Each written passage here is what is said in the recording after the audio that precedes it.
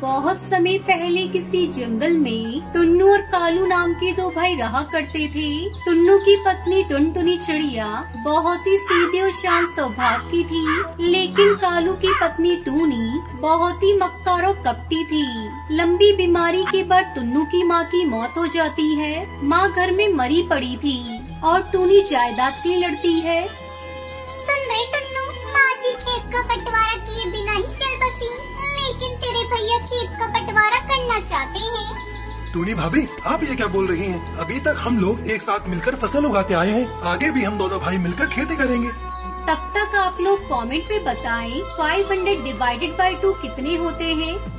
अरे आप लोग भी ना ये क्या बातें लेकर बैठ गए। माँ जी की बॉडी घर में पड़ी है और आप लोगों को बंटवारे की पड़ी है, तो इसमें क्या बुराई है टुनटुनी? हमारे बच्चे होंगे, परिवार बढ़ेगा, इसलिए मैं और तेरे जेठ जी नहीं चाहते कि आगे कोई झंझट हो। कल ही गाँव के पंचों को बुलाकर बंटवारा कर लेंगे। भाभी, पंचों को बुलाने की कोई जरूरत नहीं, आप और भैया हमें जो देंगे वो हमें मंजूर होगा। अगले दिन कालू कौआ एक खेत और घर अपने हिस्से में रख लेता है और पहाड़ी के पास वाला बंजर खेत टुन्नू को दे देता है। टुन्नू, तू आज से ही खेत में जाकर रहना शुरू कर दे। ये घर मैं अपने पास रखूंगा। हो गया बंटवारा, अब तू अपनी पत्नी को लेकर यहाँ से चला जा। ये देखकर टुन्नू और टुनटुनी रोने लगते हैं। ठीक है भैया, हम यहाँ से जा रहे हैं, आपका फैसला हमें मंजूर है। टुनटुनी अपने पति के साथ खेत पर पहुँचती है। अब हम अपने खेत में क्या उगाएंगे जी? जेठ जी ने तो उपजाऊ खेत अपने पास रख लिया और हमें ये बंजर खेत दे दिया। टुनटुनी, तू चिंता मत कर, सब ठीक हो जाएगा। माँ ने एक बार मुझे बताया था कि पिताजी इस खेत में फूल गोभी की खेती किया करते थे, लेकिन जब से पिताजी की मौत हुई इस खेत में खेती ही नहीं हुई। मैं अब इस खेत को फिर से खेती लायक बनाऊंगा और फूल गोभी की खेती करूँगा। ठीक है जी, मैं आपकी हर फैसले में आपके साथ हूँ। समय गुजरने लगता है। टुन्नू चिड़ा अपने खेत की सफाई करके फूल गोभी के बीज को बो देता है, फिर उसमें अच्छी खाद और पानी डालता है। अच्छी देखभाल से जल्दी टुन्नू के खेत में फूल गोभी की फसल लहराने लगती है और लहराती फूल गोभी की फसल को देखकर दोनों पति पत्नी बहुत खुश थे। देख रही हो टुनटुनी, हमारे फूल गोभी की फसल कैसे लहलहा रही है। बस अब कुछ ही दिनों में ये बेचने लायक हो जाएगी।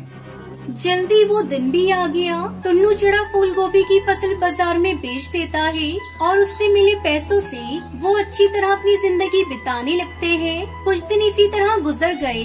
टुनटुनी 2 बच्चों की माँ बन गई। उधर कालू कौवे को शराब और जुए की लत लग जाती है।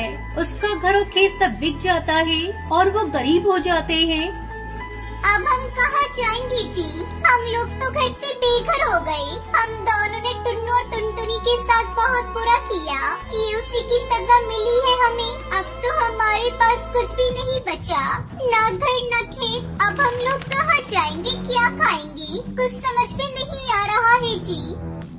तुम सही कह रही हो टूनी। पैसे की लालच में मैं इतना अंधा हो गया था कि मैंने अपने भाई से ही बेईमानी की। सोचता हूँ जाकर अपने भाई से माफी मांग लूं, लेकिन जाऊँ भी तो किस मुंह से?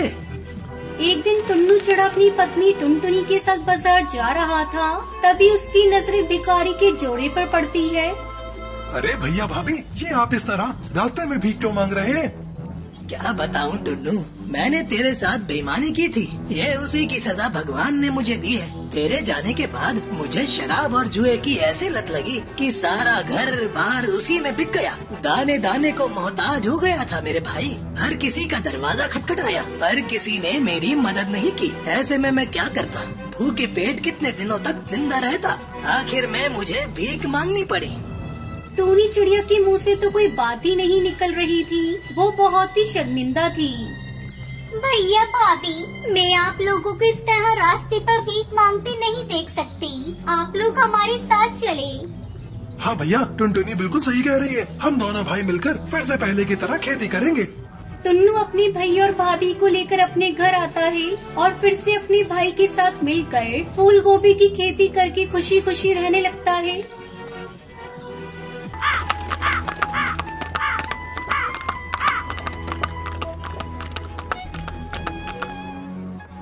रामपुर के जंगल में कालू कौआ अपनी पत्नी टुनटुनी के साथ रहता था।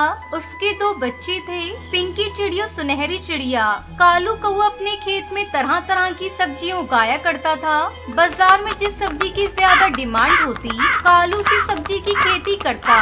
एक दिन उसकी पत्नी टुनटुनी उससे कहती है, अजी सुनते हो, आज बाजार से प्याज खरीद कर लेते आना। घर में रखा सारा प्याज खत्म हो गया है। तुम तो सारी सब्जियां उगाते हो, बस प्याज ही खेत में नहीं उगाते। बस भाग्यवान, अब और कितना बोलोगी। खेत से आते समय प्याज खरीद कर लेता आऊंगा। मेरा भोजन एक पोटली में बांध कर मुझे दे दो। तब तक आप लोग कमेंट पे बताएं 78 into 4 कितने होते हैं। कालू कौआ भोजन लेकर खेत पर चला जाता है। दिन भर खेत में काम करने के बाद शाम को वो बाजार जाता है। क्यों भैया, कितने रुपए किलो प्याज दे रहे हो? अरे कालू भाई, आज बाजार में प्याज का भाव 100 रुपए किलो चल रहा है। क्योंकि आप मेरे अपने हैं, इसलिए आपको 80 रुपए किलो लगा दूंगा मैं।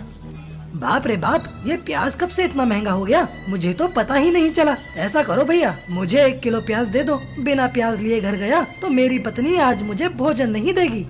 कालू कौआ प्याज लेकर घर आता है। अरे ओ सुनहरी की माँ, ये लो प्याज। सब्जी में थोड़ा थोड़ा ही डालना, बहुत महंगे मिले हैं। सोच रहा हूँ इस बार मैं भी अपने पूरे खेत में केवल प्याज की खेती करूँ। अगर मैंने पिछली बार प्याज की खेती की होती तो आज मुझे बहुत अच्छा मुनाफा होता। मैंने तो तुमसे कितनी बार कहा था कि अपने खेत में प्याज की खेती करो।